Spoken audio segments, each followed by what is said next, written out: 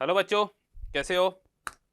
तो बेटा आज हम मोल कॉन्सेप्ट के बारे में जानकारी लेंगे। लास्ट सेशन के अंदर हमने क्या करा था, सम बेसिक कॉन्सेप्ट, वही बात एक ही है, ठीक है ना। ऐसा मत सोचना कि सर ये मोल कॉन्सेप्ट अलग है, some basic concept of chemistry अलग है, ऐसा कुछ भी नहीं है।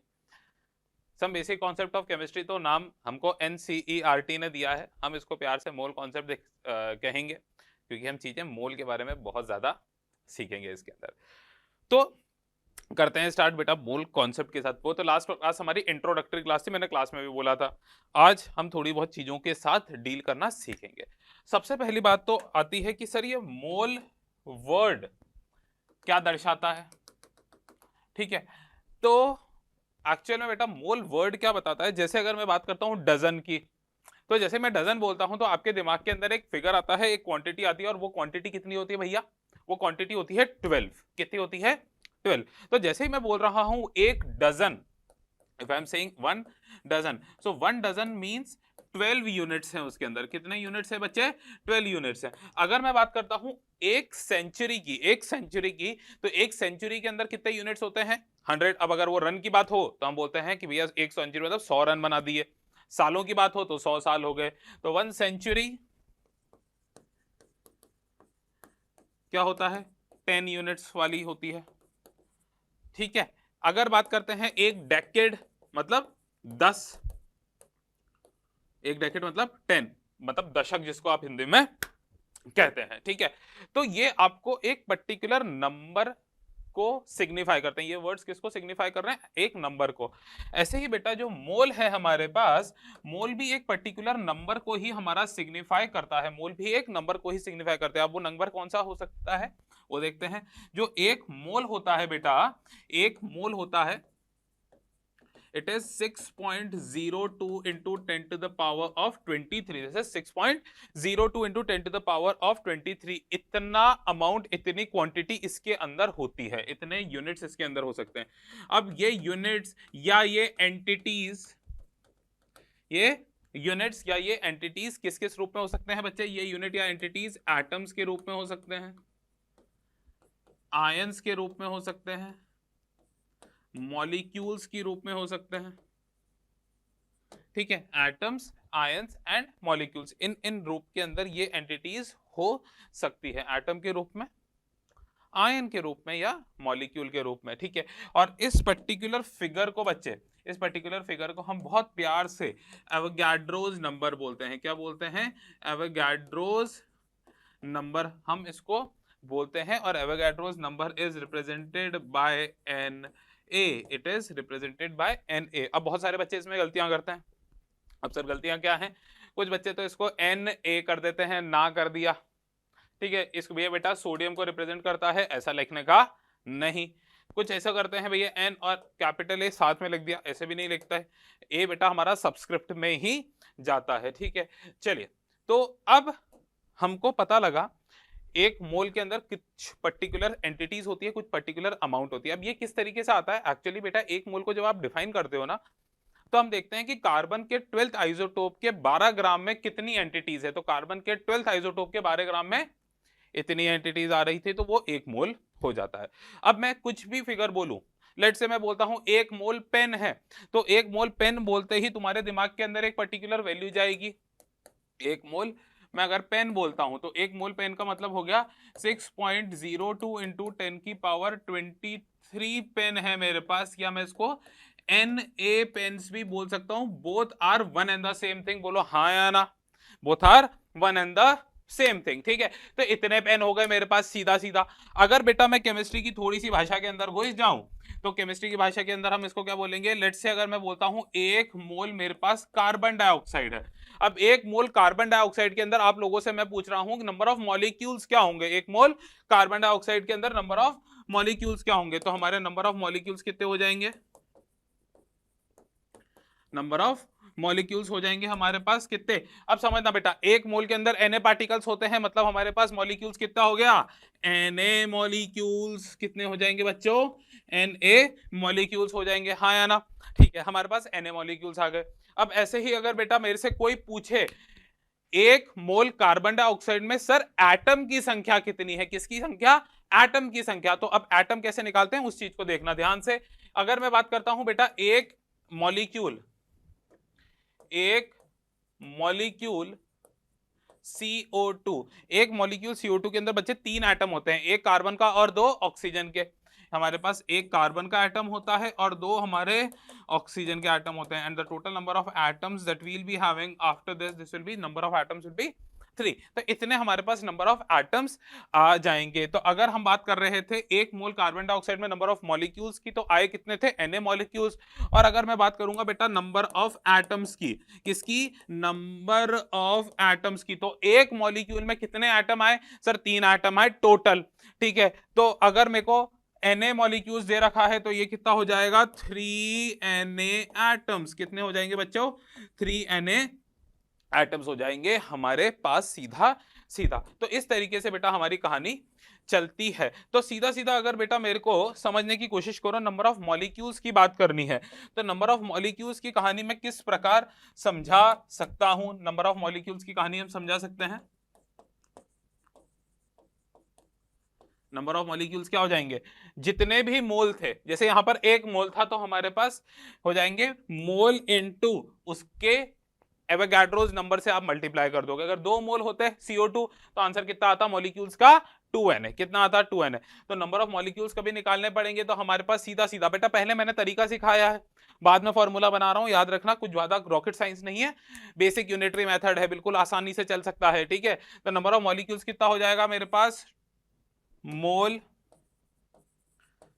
इनटू Na, ये हमारे पास क्या हो जाएंगे बच्चा लोग, नंबर ऑफ मॉलिक्यूल्स हो जाएंगे। क्या हो जाएंगे, नंबर ऑफ मॉलिक्यूल्स। ठीक है, अगर मेरे को बात करनी है नंबर ऑफ एटम्स की भैया, तो नंबर ऑफ एटम्स क्या है बेटा, हमने क्या करा था, जो भी मॉलिक्यूल्स आए थे, मॉलिक्यूल्स को हमने उसकी एटॉमिसिटी से मल्टीप्लाई करा। अब सर एटॉमिसिटी ऐसा क्या वर्ड ले दिया आपने, तो एटॉमिसिटी क्या होती है, एटॉमिसिटी होती है कि किसी भी मॉलिक्यूल में टोटल कितने एटम प्रेजेंट है, number of atoms present in a molecule. जैसे कार्बन डाइऑक्साइड के अंदर 3 एटम थे तो उसकी एटॉमिसिटी 3 हो गई। ठीक है, ऐसे अगर मैं बात करूं SO3 सल्फर ट्राइऑक्साइड, तो उसके अंदर 4 एटम है। ठीक है, एक सल्फर का और 3 ऑक्सीजन के, तो उसकी एटॉमिसिटी कितनी हो जाएगी, 4 हो जाएगी। ठीक है, तो नंबर ऑफ एटम्स क्या होता है हमारे पास, मोल्स इनटू Na तो आएगा ही आएगा, क्योंकि मॉलिक्यूल्स इनटू एटॉमिसिटी करते हैं, तो हो जाएगा moles into Na into atomicity,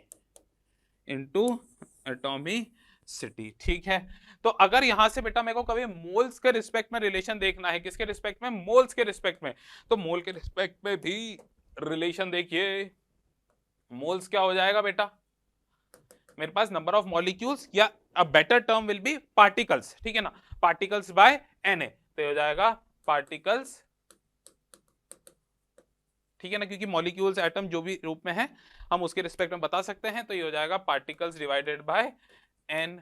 ये हमारे पास हो गया। ये इस फॉर्मूले को मैं बाद में वापस समझाऊंगा ये कैसे आया। ठीक है, अभी के लिए बहुत बेसिक सी तरीके से मैंने आपको ये चीज बताई है, आगे हम वापस से इसको डिस्कस करेंगे। चलिए बढ़ते हैं आगे, कुछ सिमिलर टाइप के और इलस्ट्रेशंस भी हम देखते हैं। चलिए, अगर मेरे पास लेट से बोला है 3 मोल, 3 मोल किसका है बच्चा, 3 मोल है लेट से मेरे पास H2SO4। अब मेरे को किसी ने बोला कि सर मैंने 3 मोल H2SO4 लिए हैं।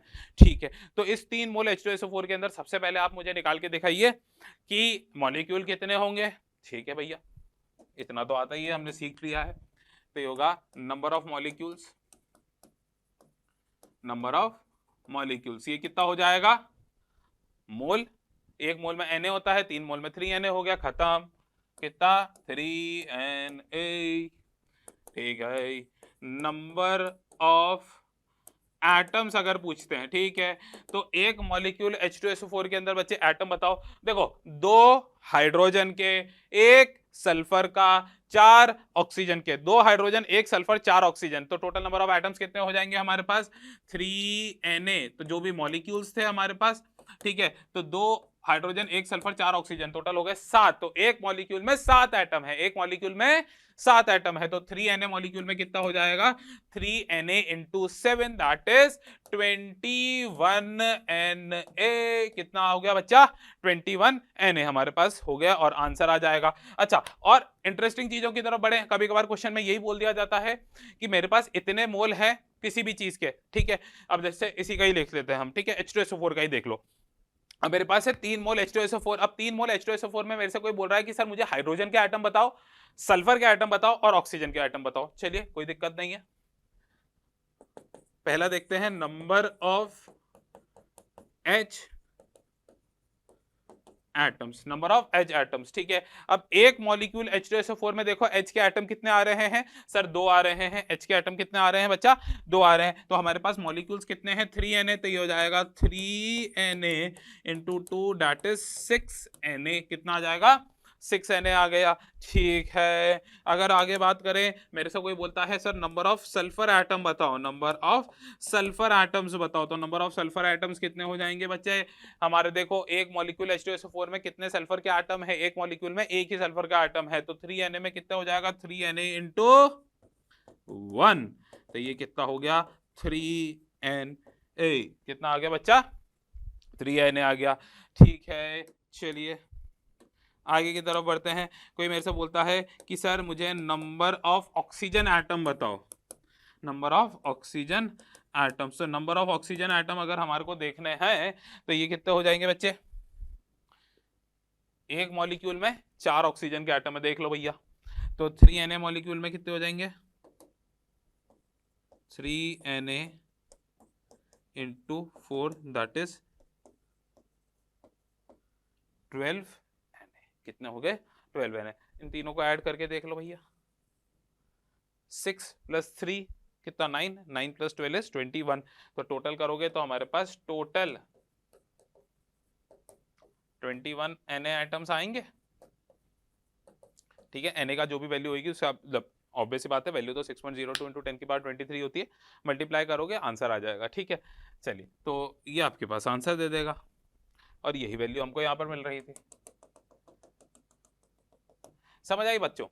तो इस तरीके से हम बहुत आसानी से खेल खेल सकते हैं मोल के पर्सपेक्टिव से। अभी बहुत सिंपल तरीके से मैं आपको प्रोसीड कर रहा हूँ, धीरे धीरे हम आगे अच्छी चीजों की तरफ भी प्रस्थान करेंगे। चलिए एक और एग्जाम्पल लेते हैं। जितने इलस्ट्रेशन उतनी अच्छी प्रैक्टिस। चलिए अगला इलस्ट्रेशन है, कैलकुलेट दी टोटल। अच्छा, एक शानदार सा क्वेश्चन ले रहा हूं, ठीक है ना, दिमाग में आ गया। चलो, calculate the total number of H2 molecule,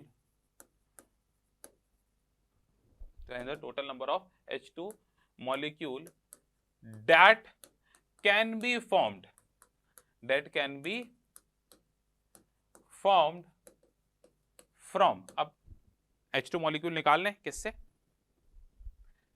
3 moles of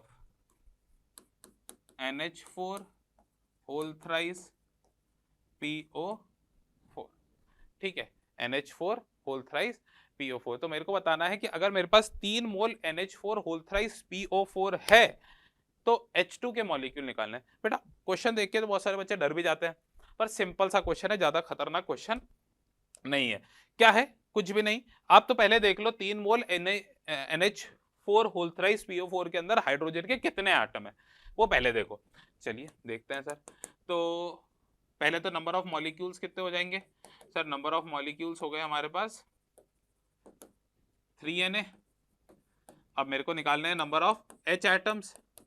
H, अब बेटा बहुत ध्यान से देखना, नंबर ऑफ H एटम्स बोल रहा हूं, ठीक है ना कि H2। यहां पर याद रखना H के ही रूप में ले रहा हूं, ठीक है।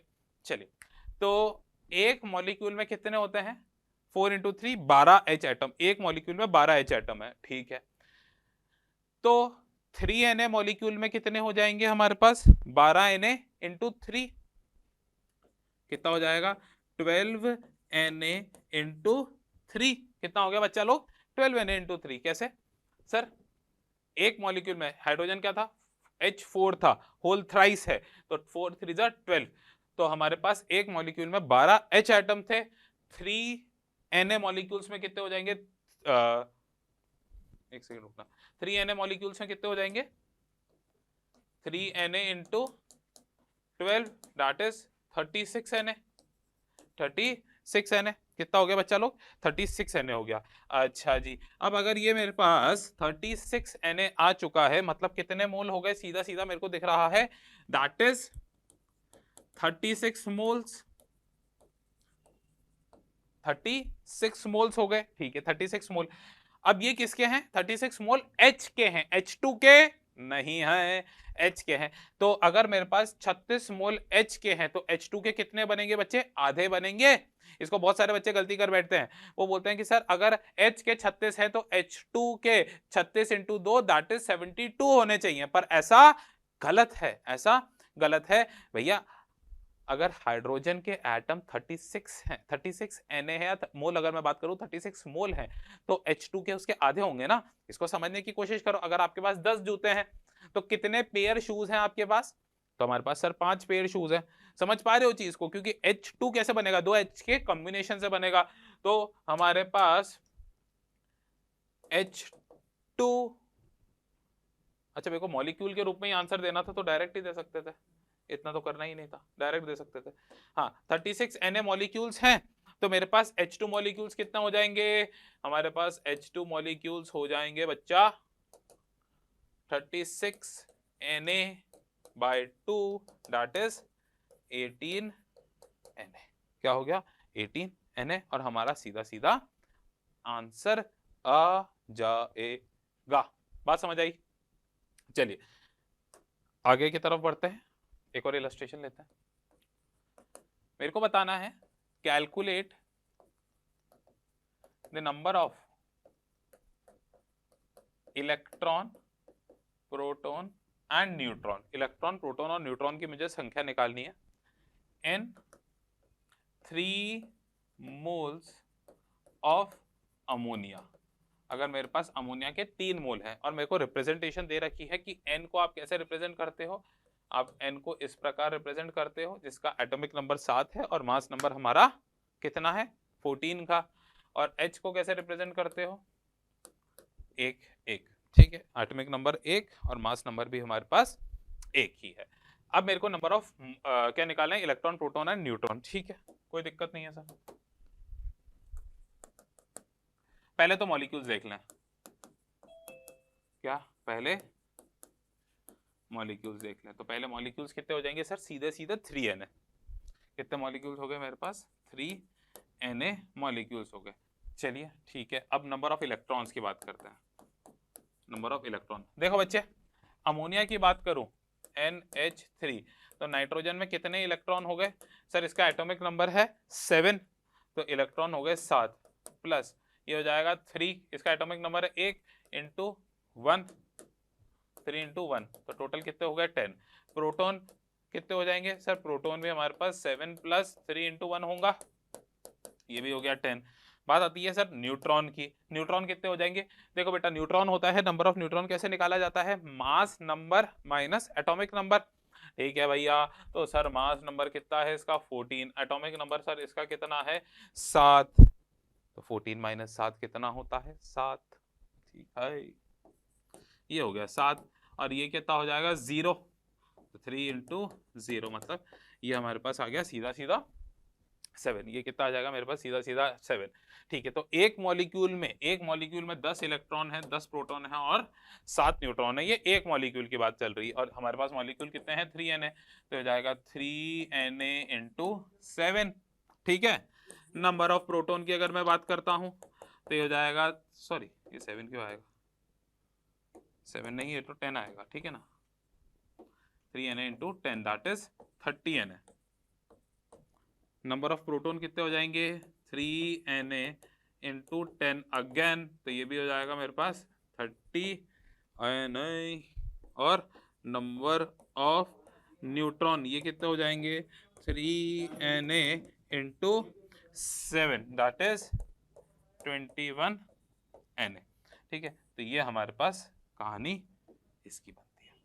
ठीक है, तो इस तरीके से हम मोल के क्वेश्चंस को बहुत ही आसानी से कर सकते हैं। ठीक है बच्चों, तो बेटा ये जो मोल की आज कहानी देखी थी, बहुत बेसिक सा इंट्रोडक्शन टाइप पे देखा था कि किस तरीके से हम टैकल करेंगे। नेक्स्ट क्लास के अंदर अब हम एटॉमिक मास का कॉन्सेप्ट सीखेंगे, वो भी बहुत इंटरेस्टिंग टॉपिक है, छोटा सा टॉपिक है। ठीक है, तो नेक्स्ट क्लास के अंदर एटॉमिक मास सीखेंगे। जब तक के लिए इन चीजों को प्रैक्टिस करिए। Thank you.